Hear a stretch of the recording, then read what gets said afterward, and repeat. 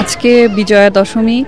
তো এই বিজয়া দশমীর মধ্য দিয়ে আসলে একটা শান্তির বার্তা আমরা জানি যে আমরা সনাতন ধর্মাবলম্বী হিসেবেও বলতে চাই যে আমাদের যে শান্তির বার্তা সেটা বয়ে নিয়ে আসবে এবং বাংলাদেশে যে সাম্প্রদায়িক যে একটা সম্প্রীতি, সেই সম্প্রীতি যেন বজায় থাকে। আমরা যে যারা ধর্ম আসলে বড় কথা নয়, ধর্ম যার যার এবং দেশটা সবার।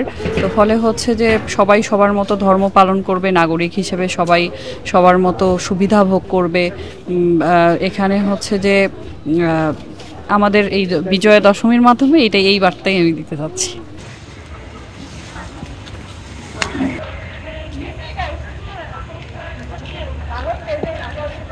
সবাই তো একই দেশের মধ্যে আছে, বাংলাদেশে আছে, সো এইটাই আমাদের মেন আইডেন্টিটি এবং তার সাথে সাথে এটাই আমাদের আইডেন্টিটি এবং সাথে সাথে আমাদের যে ধর্ম, হিন্দু, মুসলিম, বৌদ্ধ, খ্রিস্টান, আমরা সবাই এবং অন্য জায়গায়ও আছেন, সবাই একসাথে যদি থাকি ভাই বোনের মতন, সবাই একই সুরে যদি করতে পারি, এর থেকে বড় কিছু না। সো যদি আমরা সবাই একজন একজনকে রেসপেক্ট করি, একজন একজনের ভ্যালুটা মানি, এর থেকে বড় কিছু হতে পারে না। এবং তাহলে আমরা সবাই একসাথে থাকতে পারি এবং একসাথে থাকলেই দেশটা খুব স্ট্রং থাকবে, ইউনাইটেড থাকবে। ধর্মে ধর্মে ভালো সম্পর্ক রাখার জন্য ইসলামী শাসন দরকার।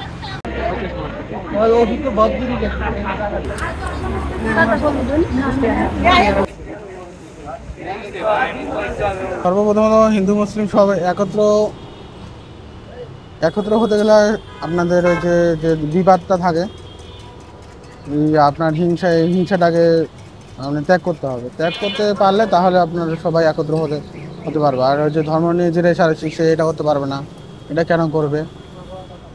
এগুলো যদি তারা এই হিংসাটা যদি না করে, তাহলে তারা সবাই আপনার কোনো ভেদাভেদ থাকবে না, আর সবাই একত্রভাবে সুন্দরভাবে সুষ্ঠুভাবে থাকতে পারবে।